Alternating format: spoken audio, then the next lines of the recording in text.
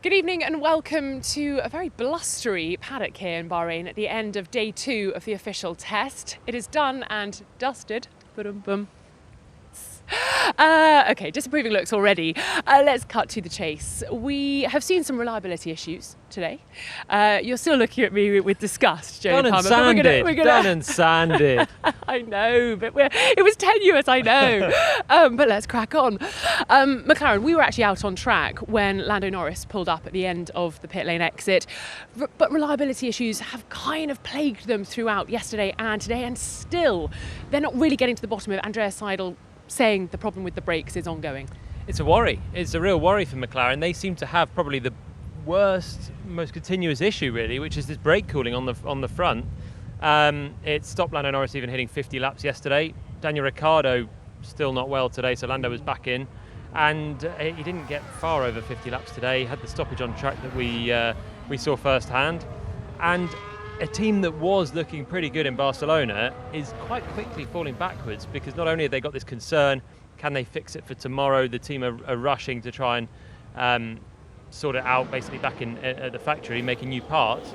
Can they fix it? And even if they can, they've lost a lot of running in the last 2 days. Sam, you've been in the pit lane. How quickly can a team, I know Joe says that they're trying to make parts overnight, fly them out, but how realistic is it that it can be fixed by the time we pack up here for the test? And if not, is it something they can fix pretty quickly next week when we're here for the race? They know what the problem is. They can get the parts in. They could have got them done yesterday, flown them in overnight. They'll be on the car tomorrow, and they can be absolutely fine. So if they can work out what the problem is quick enough, then yeah, no problem. Do they fully understand the problem? I'm not sure, because the way they keep sending the car out, bringing it back absolutely stinking of burning carbon fibre and stuff, it just gives me the impression that they maybe haven't fully gathered up what the problem is. And that's affecting all of their other running. It means they can't bring other new bits onto the car, they can't study other things. They're going to be on the back foot going into the first race. Just got to mention, you can hear a car going round. We aren't filming this ahead of time just so we can get home quickly. That's Kevin Magnussen out, just doing an extra hour of running because of that freight delay yesterday. Yep, and he was in the car and is still in the car and doing well. The thing for McLaren, I think, that's caught them out is the brake ducts that they're working on. And this track is just so different to Barcelona, where it was working well. The temperatures were soaring today, way over 30 degrees air temperature. Lots of big stops, high speeds, slow corners, big braking zones. And I think it's basically just set the temps too high. But as Sam says, can they fix it quickly? Well, another team, it was a bit more sort of extreme and dramatic. It was Williams catching fire out on track with Nicholas Latifi having to jump out. What was the problem there? And is it because of Bahrain's classic characteristics, as Jolyon's mentioned, quite bumpy, quite hot? Was that why it caught fire?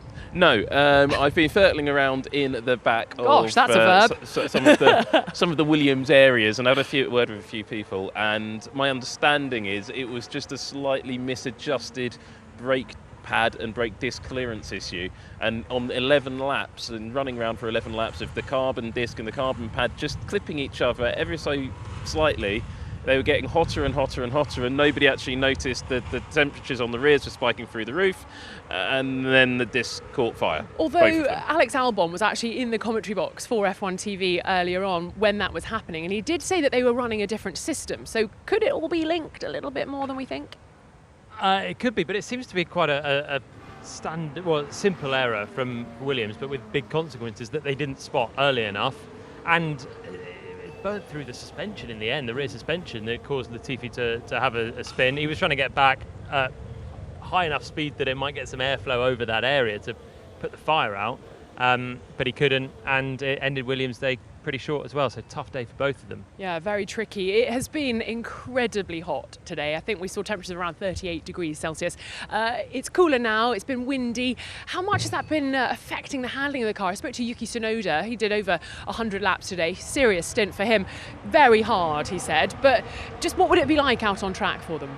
Tricky for everyone. The temperatures being sort of sky high middle of the day make it very, very hard. The track surface slippery. It was really windy as well, so not only does that affect the downforce you're getting from corner to corner, depending on your headwind, your crosswind, your tailwind, but it's blowing sand onto the track. It got really sandy this afternoon, and then it cools down a little bit, and Kevin Magnussen is having a good run now, probably in some of the best of the conditions, but he was out there and was just sideways for so much, getting straight into the car and rallying it around. It was good to watch, but just really tricky conditions for him. Well, Sam, I have to say, you went early in Barcelona and said you thought the Haas was the most developed car.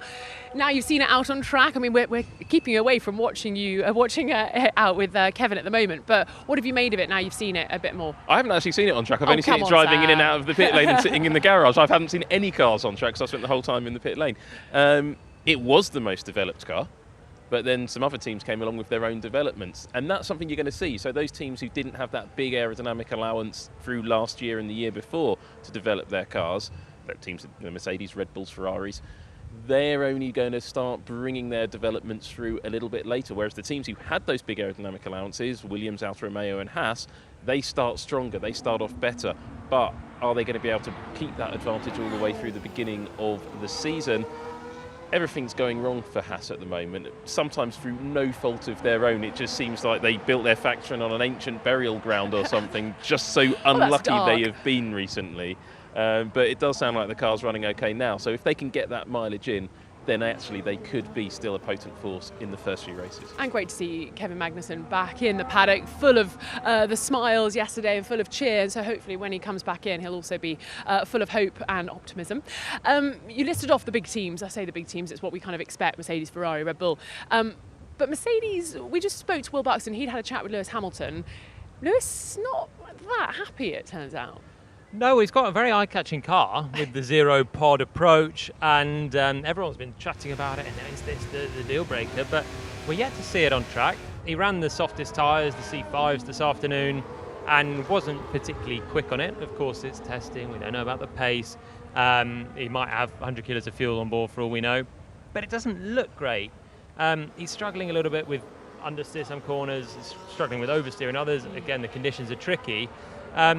But he doesn't seem all that happy with it either. So the car looks eye-catching.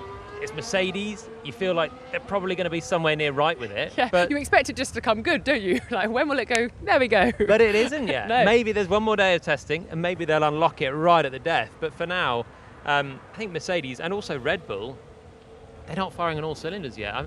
We haven't seen a lot of upgrades yet from Red Bull. Well, this morning Red Bull were unpacking or sort of bringing in big boxes into the paddock. And then I spoke to Sergio Perez at lunchtime and he said, yeah, you're going to see them. They'll be on the car tomorrow, very visible what the changes will be. But then they were running a lot of flow viz this afternoon. So did they get the parts on sooner than they thought, Sam? Yeah, I think they did have something new on the car. I couldn't actually work out quite what it was, but they were really studying the rear floor and the back of the side pod quite a lot. And they spent a lot of time in the garage just putting the car together in a really perfect way. It wasn't a problem, it's very obvious. They just didn't want people to have too close a look at the bits they were putting on the car. Certainly they don't have hide pods, as I like to call them, in Mercedes style. However, Mercedes, something that I've been looking at, while everybody else has been looking at these really small side pods, I've been looking at the floor, and Mercedes' floor edge is extremely simple, and I think that's a symptom of them not having the wind tunnel time to be able to bring a fully developed package on. They still have a lot of work to do, but they've got some great innovation in that car.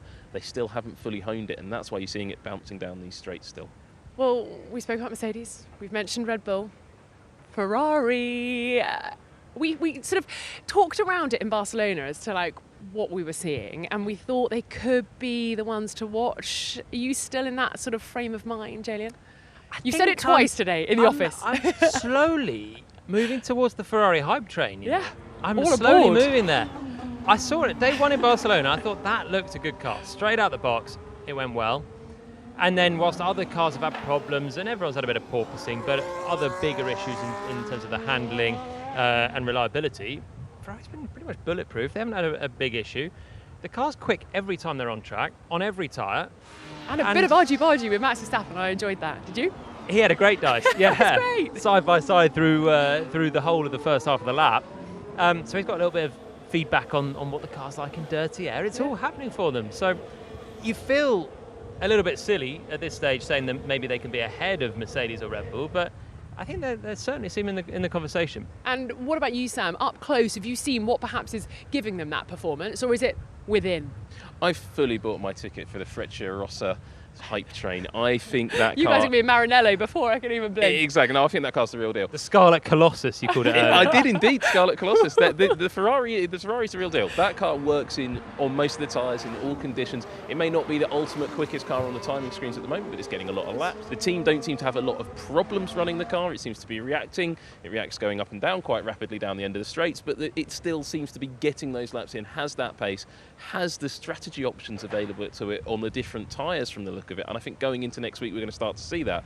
That Ferrari just looks like a complete package. So is there more to come as well? The team have said they may bring some bits. We've got finger wag coming up here. But Red Bull have promised something big for tomorrow. Well, I'm ready I've to heard find it. some whispers that Mercedes are coming with something tomorrow as well. What else? Like, the whispers don't lie around here. So well, I thought they might, but then Zero Pods turned up, so they definitely don't. Exactly. So we'll wait and see. But for now, Ferrari look good. Can they keep developing and improving? Because everyone else around them will. Well, Sam, you're going to be playing your favourite game of What's in the Box tomorrow morning, I'm sure of it, trying to find out where all these parts are going to who. Guys, thanks so much for your expert analysis, as always. Sam Collins, Jolyon Palmer. One more day left here in Bahrain of the official test. And then, of course, this time next week, guys, we will have a bit of a better picture of who is where. One more day in Bahrain to go. Thanks for watching. We'll be back tomorrow. Goodbye.